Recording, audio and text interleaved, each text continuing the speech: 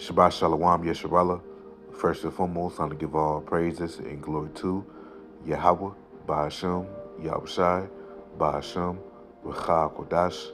Double honors to the apostles and elders of Great Millstone. Peace and blessing to those Akim that's preached the word in all truth and sincerity, along with the Israelite foreigner brothers that are like the heathens. But the line of outside goes back to the nation of Israel, which nation of Israel are you so-called Negroes, Latinos, and Native Americans through the prophecies and curses of Deuteronomy 28 chapter and throughout the Bible. So this is your buddy Yakar Amak with the lesson, and on today's lesson will be entitled, We Have a Job to Do. You know, I'm just going to go on some precepts and Lord willing, you brothers and you sisters out there be edified through the spirit and power of Yahweh Shimon Shai. You know, we have a job to do, brothers, which, we know, which is teaching the truth, to the best of our ability, before, until our Lord Yahweh Shai comes back, you know. And I just want to go on some precepts on it. And, once again, Lord willing, you brothers and you sisters out there be edified through the spirit and power of Yahweh Shimon Shai, And I want to start from the book of Hebrews, chapter 4, and verse 11. It says, let us labor, therefore, to enter into thy rest. And that's right, man. So we have to labor, which is, teaching this truth, going out on the highways and byways week in, week out, as was commanded, as we were commanded by our Lord Yahweh Shai, making our daily sit downs, exhorting each other daily, you know, um, keeping the laws and commandments to the best of our ability, the higher holy days, you know.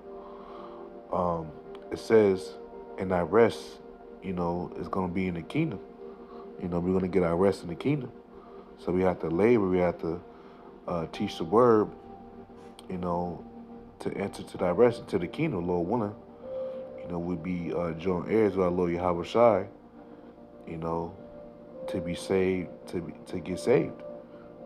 It says, lest any man fall after the same example of unbelief. And that's right. And we don't want to fall by example of unbelief. You see, because we understand that the Lord destroyed those Israelites in the wilderness that didn't believe. And the Lord's going to do the same thing today, in today's day. The Lord's going to destroy the 2/3 of Israel, ultimately due to their unbelief, of them not being part of the elect. You see? Now let's go to Jude chapter 1 and verse 5. It says, I will therefore put you in remembrance. And right, and how are we put in remembrance? By way of this truth, because if we had this truth, if we had this truth now, that means we had it in our past life. It says, though you once knew this. See, so we once knew this in the past, in our past incarnations.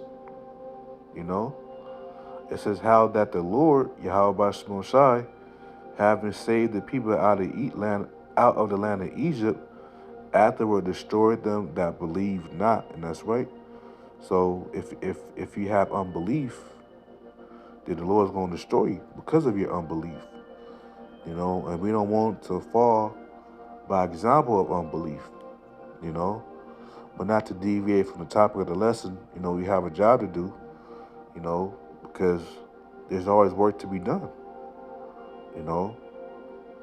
because we have to build up the believers, the new converts in the truth, If we go to 2 Timothy chapter 2 and verse 2, it says, I start verse 1. It says, and this is an epistle or letter that Apostle Paul wrote to Timothy, which Timothy was like Apostle Paul's spiritual son in the faith,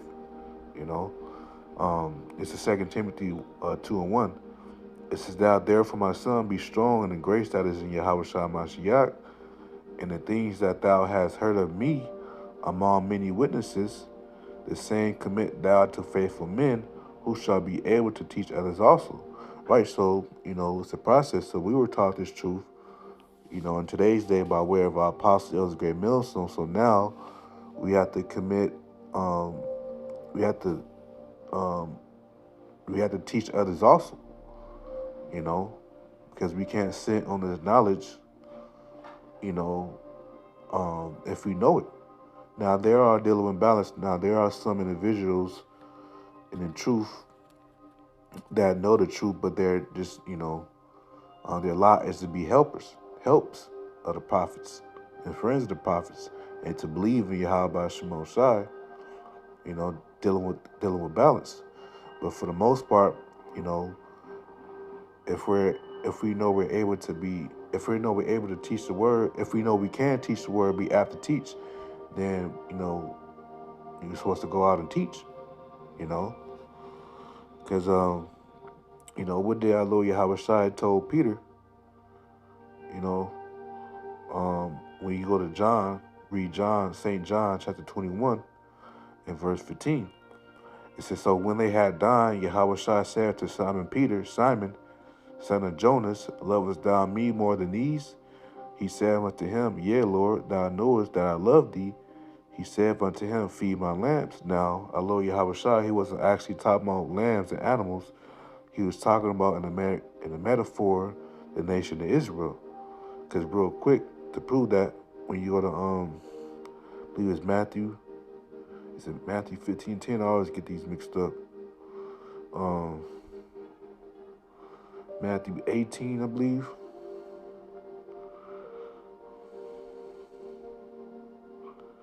Let me see. The Matthew 15 and 24, I believe it is. I always get those two mixed up. This is Matthew 15 and 24. It says, but he answered and said, I am not sent but unto the lost sheep of the house of Israel. Right. So we established that the sheep or the lambs is the nation, the house of Israel. So Yahweh Shai was talking to Peter to go feed the lambs, which is feeding the nation of Israel, because Apostle Peter, um, he was head of the church. You know, it says, verse 16 says, he said to him again a second time, Simon, son of Jonas, lovest thou me? He said unto him, yea, Lord, thou knowest that I love thee. He said unto him, feed my sheep. He said unto him the third time, Simon, son of Jonas, which is Peter, lovest thou me? Peter was grieved because he said unto him the third time, lovest thou me? And he said unto him, Lord, thou knowest all things. Thou knowest that I love thee. Yahweh Shai said unto him, feed my sheep, man. So, and we're still held to that standard today. So we have to feed the Lord's sheep by way of the word, as it says in Jeremiah 3 and 15. And it reads, and I will give you pastors according to my heart, which the pastors are the prophets, which today are Apostle Elder Great Millstone, the apostles, like I'm speaking a little fast, the apostles, elders of Great Millstone that taught us the truth, the 100% truth, man. It says, which shall feed you with knowledge and understanding. That's right. That's what they did.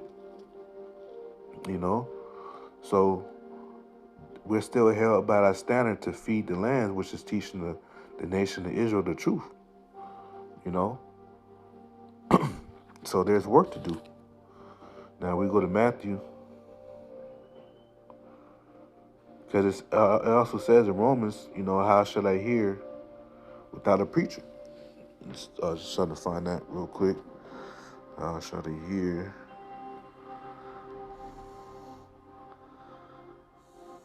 Yep, Romans 10 and 14. It says, how then shall they call on him in whom they have not believed? And how shall they believe in him of whom they have not heard? And how shall they hear without a preacher, which is the prophet? So, the Lord has his prophets on the highways and byways to teach and to warn our people of the impending destruction before it happens in America. The Lord uses his prophets to edify the believers, which edify means to build up. You see? So the Lord, does that by way of his prophets. You know, let's go to Amos 3 and 7. Amos 3 and 7. It says, surely Yahweh Shemashah would do nothing, but he revealeth his secret unto his servants the prophets. And that's right. And the secrets are the prophecies and mysteries. You know, the things that's going to come to pass very soon in the future.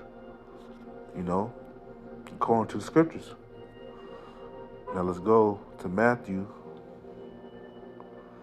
chapter 9, verse 37. It says, then he said, he unto the disciples, the harvest truly is plenteous, which the harvest represents the nation of Israel. So it's a lot of Israelites, right? But the laborers are few, right? You know, which the laborers represents the prophets. So there are only few prophets or few men in the Lord that will do the work. You see? Verse 38, pray therefore the Lord of the harvest, that he would send forth laborers into his harvest. And right?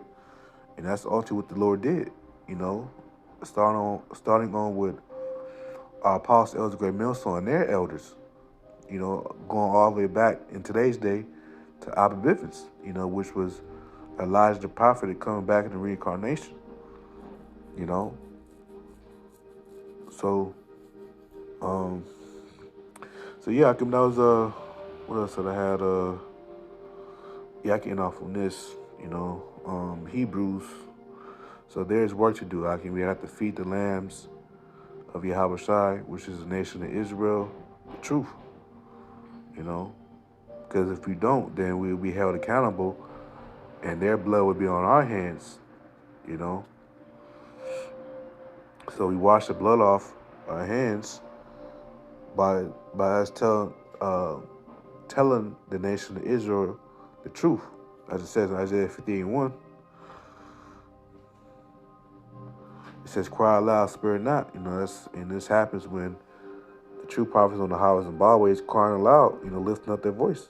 I was going to say, lift up thy voice like a trumpet, and shew my people their transgression, and the house of Jacob their sins. And right, you know. So that's what the prophets, the true prophets, do on the highways and byways, you know, to warn our people, you know, of their transgressions, to stop, to turn away from their evil ways, you know, to come back to the Lord, you see, in repentance. And for one last precept, I know the lesson kind of said the way to something else, but, you know, slack yakin, but sometimes the spirit is like that, you know, but Lord willing is still edifying, you know. But this is Hebrews 4 and verse 9. It says, there remained therefore a rest to the people of Yahweh. That's right, man. So that rest is going to be in the kingdom of heaven. So I can, you know, we have to labor to enter to that rest, man. So we have a job to do, Akin, which is, you know, teaching the word.